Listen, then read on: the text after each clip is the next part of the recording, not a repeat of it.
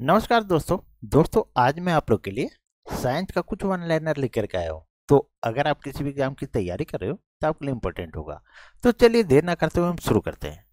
तो देखिए दोस्तों, पहला प्रश्न है आपका, एक लिंगी पुष्प है कौन कौन सा? मक्का, पपीता, खीरा, नारियल। ये एक लिंगी पुष्प है दोस्तों। अब एक लिंगी पुष्प किसे कहते हैं? तो जिन पुष्पों में पुंकेसर या स्त्रीकेसर में से केवल एक भाग होता है उसे एकलिंगी फूल कहते हैं। ठीक है। और जैसे क्या है, मक्का, पपीता, खीरा, नारियल तो है ही। और द्विलिंगी किसे कहते हैं? जिसमें स्त्री केसर और पुंकेसर दोनों एक ही फूल में हो उसे द्विलिंगी पुष्प कहते हैं दोस्तों। ठीक है। नेक्स्ट प्रश्न देखिए दोस्तों। पहला नेक्स्ट प्रश्न है, श्वसन में शर्करा का होता है तो ऑक्सीकरण होता है। क्या होता है? ऑक्सीकरण। नेक्स्ट प्रश्न है, अमाशय में भोजन का पाचन किस माध्यम से होता है? तो अम्लीय माध्यम से। नेक्स्ट है, अंडाणु का निषेचन होता है तो फिलिपिन ट्यूब में। नेक्स्ट प्रश्न दोस्तों, फूलगोभी का खाने योग्य भाग है तो कौन सा है? तो पुष्पकर। हम लोग क्या खाते हैं? फूल खाते हैं। फूलगोभी का क्या खाते हैं? फूल खाते हैं। अगला प्रश्न देखिए, कोशिका शब्द का निर्माण किया था रॉबर्ट हुक ने। नेक्स्ट है, कोशिका का अनुवांशिक पदार्थ है तो डीएनए है। क्या है? डीएनए है। नेक्स्ट है, कोशिका का अध्ययन क्या कहलाता है? तो साइटोलॉजी कहलाता है। अगला प्रश्न दोस्तों, एंजाइम होते हैं तो प्रोटीन होते हैं। क्या होते हैं? तो प्रोटीन होते हैं। नेक्स्ट है, डायस्टेज एंजाइम का स्रोत है तो लार ग्रंथि। क्या है? लार ग्रंथि। अगला प्रश्न है, आंतरिक संक्रमण तत्वों की कुल संख्या कितनी है? तो 29 है दोस्तों इसका पीडीएफ मैं टेलीग्राम पे डाल दूंगा। आप लोग फ्रेश पीडीएफ डालूंगा, वहां से आप लोग डाउनलोड करके इसका प्रैक्टिस कर सकते हैं। नेक्स्ट है कि उस विटामिन का नाम जो किसी भी मांसाहारी भोजन में नहीं मिलता है। तो विटामिन सी। मांसाहारी भोजन में विटामिन सी नहीं मिलता है दोस्तों। दूध में भी विटामिन सी नहीं मिलता है। नेक्स्ट है, अंधापन किस विटामिन की कमी से होता है? तो विटामिन ए की कमी से। नेक्स्ट है, कार्बन के दो अपर रूप हैं कौन कौन? हीरा और ग्रेफाइट।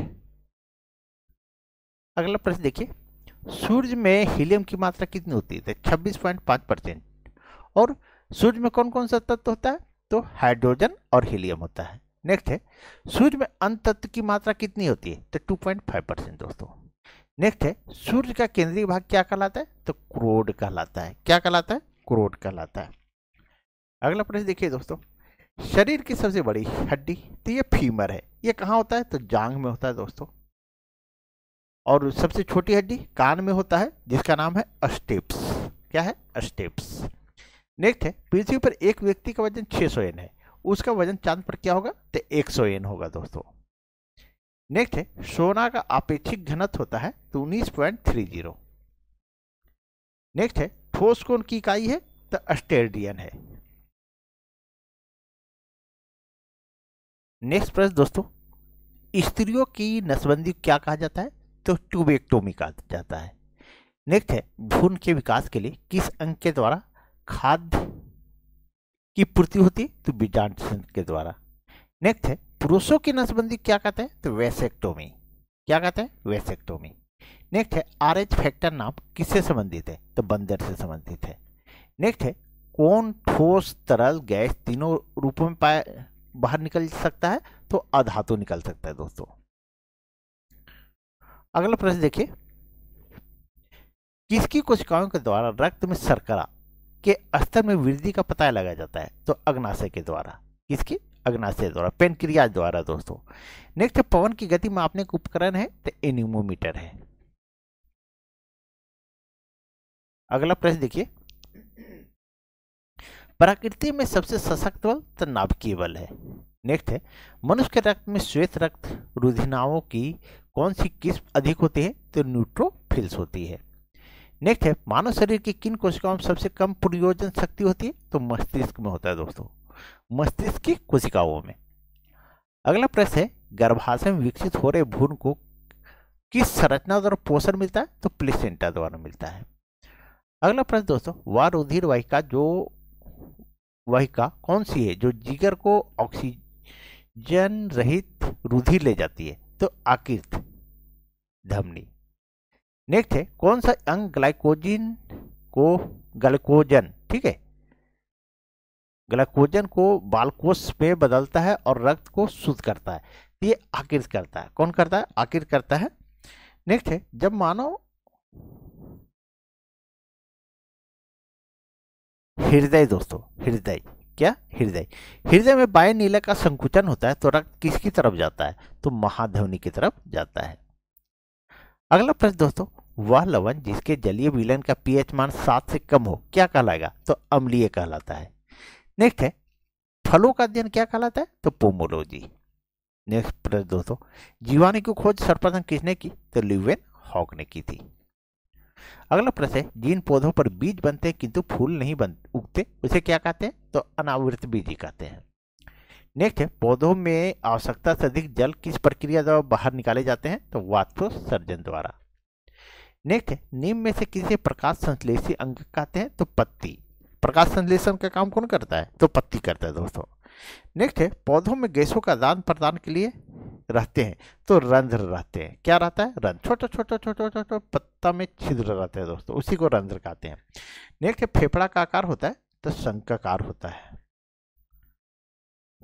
अगला प्रश्न देखिए, भोजन का पाचन किस प्रकार की अभिक्रिया है? तो उपचयन है। क्या है? उपचयन है। नेक्स्ट है हार्मोन शब्द का नामकरण किसने किया था? तो बेलिस स्टालिन ने। नेक्स्ट है पृथक्करण का नियम किसने दिया था? तो मेंडल ने। किसने दिया था? मेंडल ने। नेक्स्ट है जीव ज्ञान शब्द का प्रयोग सर्वप्रथम किसने किया था? लेमार्क और ट्वेस ने दोस्तों। नेक्स्ट है जीव ज्ञान के जनक के नाम से जाने जाते हैं तो अरस्तु जाने जाते हैं। अगला प्रश्न है वनस्पति विज्ञान के जनक के नाम से जाने जाते हैं तो थियोफ्रेस्टस जाने जाते हैं। अगला प्रश्न दोस्तों, बॉटनी शब्द की उत्पत्ति किस भाषा के शब्द से हुई है? तो ग्रीक भाषा के शब्द से हुई है। अगला प्रश्न दोस्तों, फाइकोलॉजी में किसका अध्ययन किया जाता है? तो शैवालों का। और कवक का माइकोलॉजी में अध्ययन किया जाता है। माइकोलॉजी में दोस्तों, कवक का माइकोलॉजी में, शैवालों का फाइकोलॉजी में। नेक्स्ट है पर्यावरण का अध्ययन जीव विज्ञान के किस शाखा के अंतर्गत किया जाता है? तो पारिस्थितिकी के अंतर्गत किया जाता है। अगला प्रश्न दोस्तों, डेंड्रोलॉजी का संबंध है तो झाड़ियों के अध्ययन से। नेक्स्ट है पुष्पों का अध्ययन कहलाता है तो एंथोलॉजी कहलाता है। नेक्स्ट है वनस्पति संवर्धन में संबंधित विज्ञान की शाखा कहते हैं तो एग्रीकल्चर कहते हैं।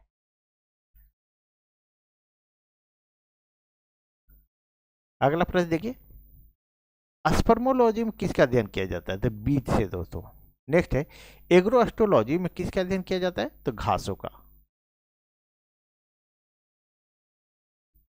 नेक्स्ट प्रश्न दोस्तों, पेड़ोलॉजी में किसका अध्ययन किया जाता है? तो भूमि का। नेक्स्ट है पौधों को नाम देने वाला विज्ञान कहलाता है वर्गीकी कहलाता है। अगला प्रश्न दोस्तों, निम्नलिखित में से किसे वर्गीकी का पितामह कहा जाता है? तो कार्ल लिनियस को कहा जाता है। नेक्स्ट है विषाणु वृद्धि करता है तो जीवित कोशिका में करता है। अगला प्रश्न दोस्तों, साबूदाना किससे बनाया जाता है? तो साइकस से। नेक्स्ट है फलों का अध्ययन कहलाता है तो पोमोलॉजी। अगला प्रश्न दोस्तों, जराविक सेवन क्या है? कृत्रिम हृदय है। नेक्स्ट है पीत स्रावित होता है तो आकीर्त से स्रावित होता है। अगला प्रश्न है आकीर्त में भविष्य के लिए भंडारित रहता है, क्या रहता है? विटामिन ए रहता है। नेक्स्ट है दही खट्टा किसके कारण होता है? तो लैक्टिक अम्ल के उपस्थिति के कारण होता है। नेक्स्ट है श्वसन में शर्करा का होता है तो ऑक्सीकरण होता है। क्या होता है? ऑक्सीकरण होता है दोस्तों। नेक्स्ट प्रश्न देखिए, अगला प्रश्न है अमाशय भोजन का पाचन किस माध्यम से होता है? तो अम्लीय माध्यम से। नेक्स्ट है दही खट्टा किसके कारण होता है? तो लैक्टिक अम्ल की उपस्थिति के कारण होता है। नेक्स्ट है डीएनए की संरचना का सबसे पहले किसने रेखांकित किया? तो वाटसन और क्रिक ने किया था। नेक्स्ट है विकास का सिद्धांत किसके द्वारा प्रतिपादित किया गया था? तो चार्ल्स डार्विन द्वारा किया गया था। नेक्स्ट प्रश्न दोस्तों, किस विटामिन की कमी के कारण मसूड़ों में रक्त आता है और दांत हिलने लगते हैं? तो विटामिन सी की कमी के कारण। और सबसे अधिक विटामिन सी किस में मिलता है? तो आंवला में मिलता है। नेक्स्ट है पेट में भोजन को पचाने के लिए निम्नलिखित में किसकी खास आवश्यकता होती है? तो एंजाइम की आवश्यकता होती है। नेक्स्ट है अदरक और आलू के खाने योग्य भाग है तो तना है। क्या है? तना। अगर पूछ देगा तना कौन है तो आलू और अदरक। अदरक।